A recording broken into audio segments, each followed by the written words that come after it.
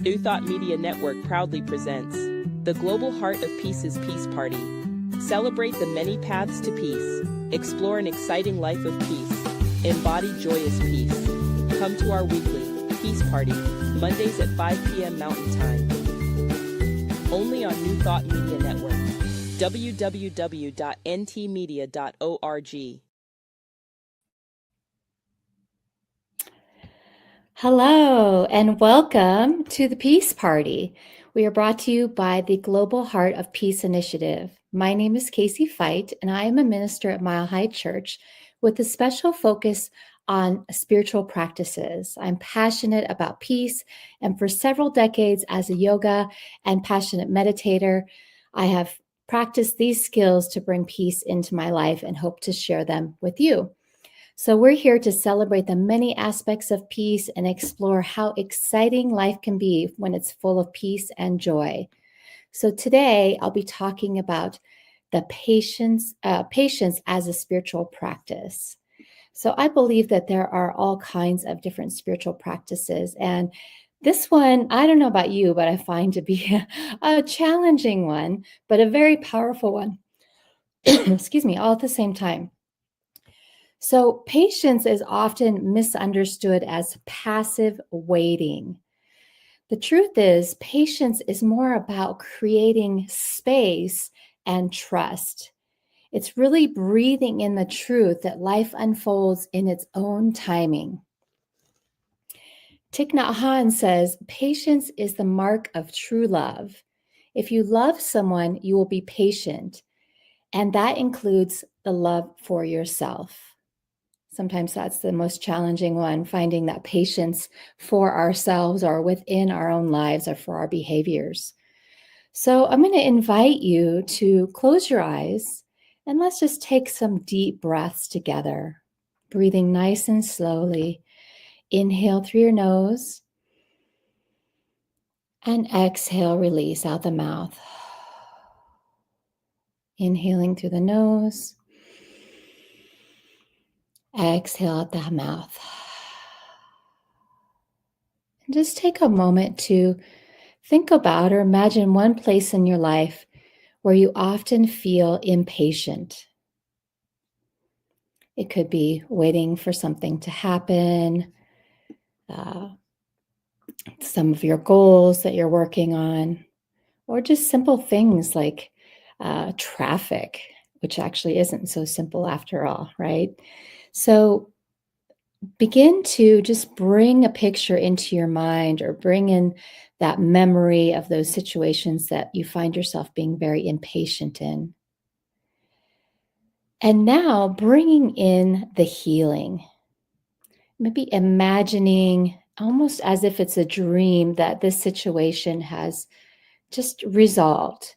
You're still in the same situation, but you're not feeling that impatience.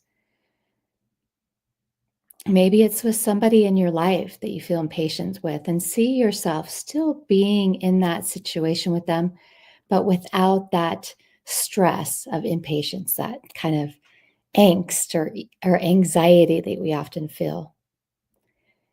And with each breath, just begin to invite this space, this spaciousness. When you bring in this space into this area of your life, you're really bringing in trust. Trusting that all is moving in divine timing. Trusting and beginning to release that urge to control things. So breath by breath, we begin to cultivate that trust. So you're welcome to keep your eyes closed if you like, or feel free to open them. I want to read a story to you.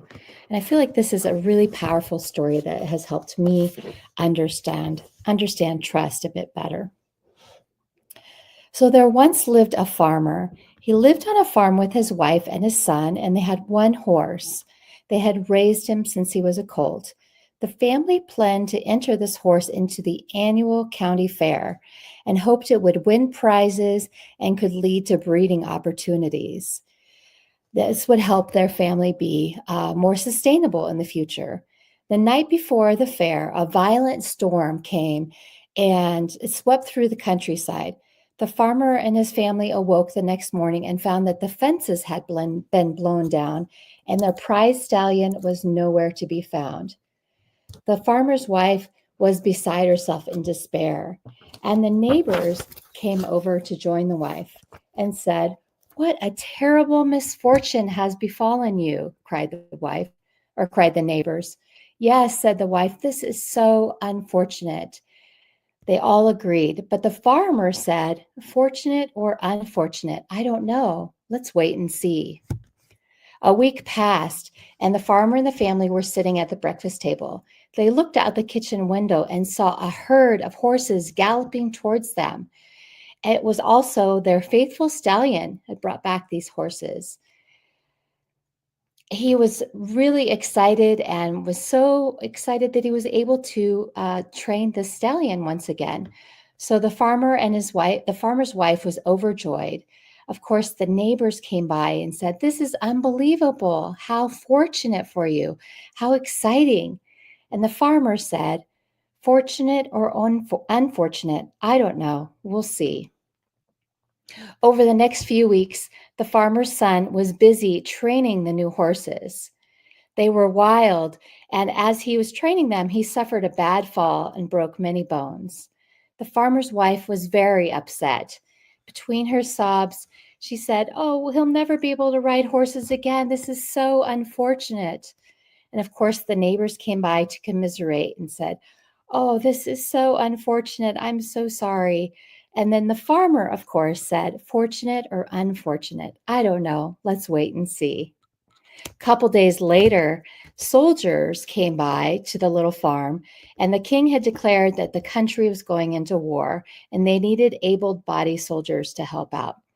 Of course, the farmer's son had broken both of his legs and he was not able to be drafted into the war. The wife was so excited, and of course, the neighbors came by and said, "Oh, how fortunate." The farmer said, "Fortunate or unfortunate? I don't know. Let's wait and see." Some months passed, and the farmer's son was healing nicely. He was able to walk with a cane, and the king dropped by and noticed that the son was improving his health. Seeing the son doing well, he asked him to come work at the castle so that he could help improve the condition of the castle and the gardens and stables. There was a shortage of workers due to the war. And of course, the mother was upset once again that her son was going to leave. And the neighbors came over and said, "Oh, that's so unfortunate." The farmer said, "As you know, fortunate or unfortunate, we'll wait and see." The son joined the king at the castle, and while he was there, he met a beautiful daughter. He looked out the window and met the king's beautiful daughter, and they fell in love. The father was really excited. The king was really excited for the daughter to marry the son, and of course, the wife was very excited as well. And what did the farmer say? Fortunate or unfortunate? We'll see. So this story, I think, is just a powerful example of we are in such desire to control things. We want things to be a certain way, but we really don't know what's coming next. And our lack of patience is often trying to control the outcome. But when we're open, when we surrender, we can really allow ourselves to just be in this place of a space of trust, of knowing, this almost surrender of knowing what's going to happen. Science also backs this up, as research shows that delayed gratification helps us to cultivate patience and develop stronger resilience, creates less stress and greater well-being. So one of my favorite ways to practice patience is with breath work, simply to take a deep breath in and a deep breath out. Practicing mindfulness and coming into the moment of simply being here and now. Eckhart Tolle says, "Realize deeply that the present moment is all you will ever have." So impatience pulls us into a future that doesn't exist yet, whereas patience really anchors us here and now to what's really happening. So another favorite tool I have to practice patience is journaling. It's just to simply write down when I find myself in this place of just, I can't wait for this to happen. It's not happening fast enough and I really want this. Just to grab out my journal, I like to write pen and paper and, what is this situation trying to teach me? How can I be more patient? What would it mean for me to trust the timing of this situation? The timing that I can surrender and just allow spirit to guide me. So I want you to think about where in your life are you needing to practice a little more patience? And would you be willing to do some journaling and really spend some time writing about what can I do or what can I learn from this situation where I'm struggling with patience? So I'd like to move into just a short little guided meditation, and we'll close with a prayer. So if your eyes aren't already still closed, I invite you to close your eyes or maybe soften your gaze. And again, return to your breath. Take a nice deep breath in and a deep breath out. As you're breathing, just allow your body to settle. Allow your mind to settle. And just notice right here, right now, that you are breathing, that you are present, that you are being patient. If you find yourself, maybe your eyes are still opened and you're multitasking, just take another deep breath in and slow down and breathe. Begin to bring to mind something that you're grateful for.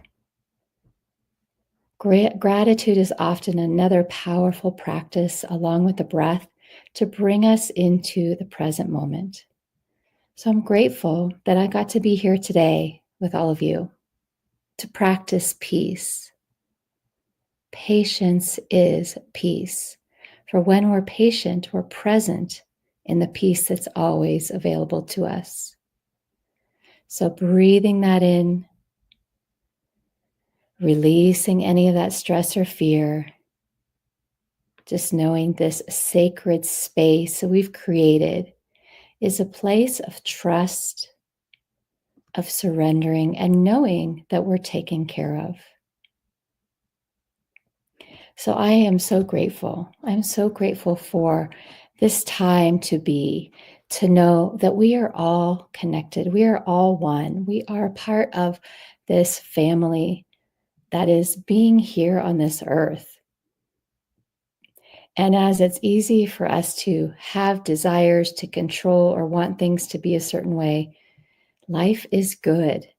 We can begin to just allow ourselves to let the unfoldment of the good reveal itself. And as I acknowledge the breath, we breathe in, I simply say thank you. Thank you for the peace that is present in my life, in your life, in our lives.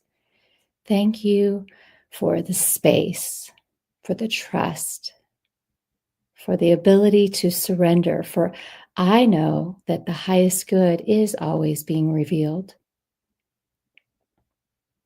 And so with this great gratitude, I simply say thank you. Thank you for this time. Thank you for this prayer. Thank you for the practice of patience, for I know that again, all is revealed in divine timing. And so I let this go, knowing it is so. We release it. And I invite you to say with me, and so it is.